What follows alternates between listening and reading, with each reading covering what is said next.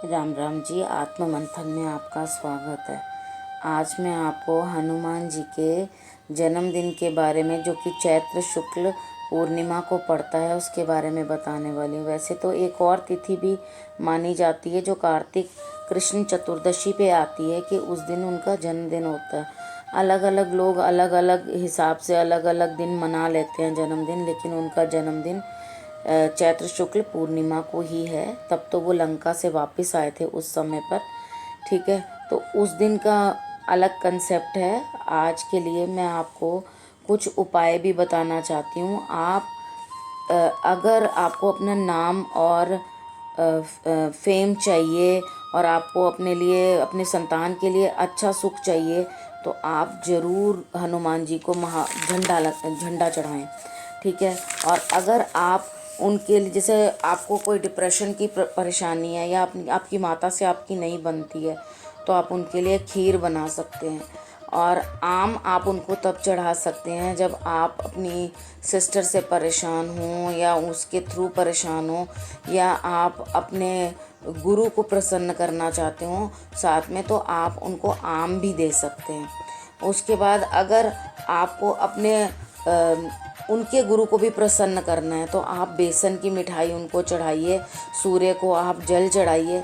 सूर्य को जल चढ़ाएंगे तो सूर्यदेव उनके गुरु हैं, वो भी प्रसन्न होंगे।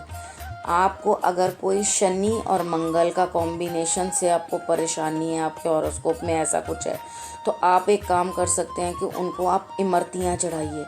आप उनको इमरतियाँ देंगे तो आपका इस परेशानी से भी आपको दिक्कत आपकी ठीक होगी। उसके बाद अगर आपकी कमर में परेशानी रहती है, लोअर बैक के अंदर, या अपने पुत्र से संबंधित आपको कोई परेशानी है, या मान सम्मान नहीं बनता, तो आप केले भी दान कर सकते हैं। सब बच्चों को, छोटे छोटे बच्चों को दे सकते हैं। और हनुमान जी के मंदिर में जाकर उन्हें पहले भोग लगवाएं, और फिर उसके बाद छोटे छोटे लड़कों को आप केले बांट दीजिए।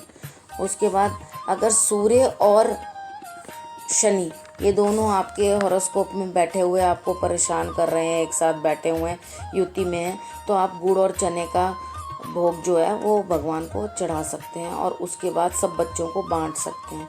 अगर आपके पेट में दर्द नहीं जाता, पेट में दर्द रहता है, कभी कॉन्स्टिपेशन है, या आपको गैस हो जाती है, या और कोई भी पेट से संबंधित कोई दिक्कत आपको रहती है, वो पीरियड्स की दिक्कत भी हो सकती है, तो उसके अंदर आप सौंफ जो है वो भी आप चढ़ा सकते हैं मंदिर के अंदर। और आप केसर भी चढ़ा सकते हैं उधर, और उन्हें, हनुमान जी को ये सब भोग लगवा सकते हैं। उसके बाद आप चाहे सुंदरकांड का पाठ करो, चाहे हनुमान चालीसा का पाठ करो, कोई भी पाठ करो, लेकिन आपने पाठ से पहले राम जी को ज़रूर याद करना है। अगर आप राम जी को याद किए बिना ही उनका कोई पाठ करोगे तो वो उन्हें स्वीकार नहीं होता। आप पहले राम स्तुति करें, और फिर उसके बाद कोई भी पाठ करें। हनुमान चालीसा अपने आप में ही हर एक, किसी मंत्र की, किसी और एक्स्ट्रा मंत्र की आपको कोई ज़रूरत नहीं है। जो हनुमान चालीसा पढ़ लेता है उसके अंदर सारे मंत्र हैं, हर कार्य सिद्ध करने का मंत्र है, उसको पढ़ो। और जिस चीज़ के रिलेटेड आपको उसके अंदर से कोई कार्य सिद्ध करना है, उसी पंक्तियों को, उन्हीं 2 पंक्तियों को आप 3-4 बार रिपीट करें, ताकि भगवान आपकी मनोकामना पूर्ण करें, और आपको खुद को भी पता हो कि आप क्या चाहते हो, और आप उसी चीज़ के ऊपर एम्फसाइज करो। जैसे कि अगर आप बीमार हो तो आप इस पंक्ति को बार बार बोलो, नासे रोग हरे सब पीरा, जपत निरंतर हनुमत बीरा। तो इसे आप जपो तो वो आपको फ़ायदा देगा। और अगर आप ये सोचो कि भाई मुझे मतलब कुछ और काम के लिए भी चाहिए, तो आप उसे अच्छे से पढ़ो। उसके अंदर से आपको सब, अपने हर काम के लिए उसके अंदर से आपको कोई ना कोई मंत्र, आपको मंत्र आपके सामने। मंत्र का मतलब क्या होता है? मंत्र का मतलब होता है कुछ शब्द जो जोड़ करके आपके ईश्वर के प्रति समर्पित हैं, जो आप अपने मन से बोल रहे हैं, अपने भाव से उन्हें, उनकी वंदना कर रहे हैं। और जो भोग भी लगवाओगे, भोग लगवाने की जो चीज़ें हैं वो मैंने आपको बताई हैं। आप बाकी कुछ भी और भोग लगवा सकते हो उनको, लेकिन वो भोग लगवाने के साथ साथ उनको जल देना भूलना मत, क्योंकि जब हम खाना खाते हैं तो उसके साथ हमें पानी की भी तो ज़रूरत होती है ना, तो जल ज़रूर उनको आप पीने के लिए देना, और उस जल के अंदर आप तुलसी का एक पत्ता ज़रूर डाल देना, क्योंकि जब आप तुलसी का पत्ता डालोगे तभी आप उन्हें तृप्त कर सकते हो। तुलसी के बिना उनकी तृप्ति नहीं होती। इसलिए अब आप कल अच्छे से अपना जो है दिन हनुमान जी का जो बर्थडे है वो सेलिब्रेट करना। हाँ, और बाकी रही चोला चढ़ाने की बात। चोला दो तरह से आप चढ़ा सकते हैं, एक कपड़े भी चढ़ा सकते हैं, और दूसरा है कि आप उनको लंगोट वगैरह जो कपड़े में चढ़ाते हैं वो चढ़ा सकते हैं।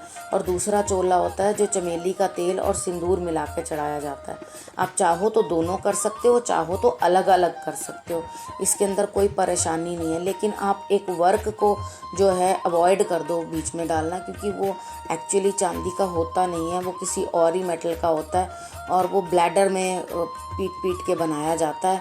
आजकल किसी और तरीके से बनता हो तो मैं जानती नहीं, लेकिन ये पहले तो ऐसे ही बनाया जाता था। तो अब वो चांदी तो है नहीं है ना, वो मेटल है, तो वो मैं उसको अशुद्ध मानती हूँ। तो मेरी समझ से ये है, बाकी आप अपनी समझ से जो आपको ठीक लगे आप वो कर सकते हैं। जो मुझे उचित लगा वो मैंने आपको अपनी समझ से समझा दिया।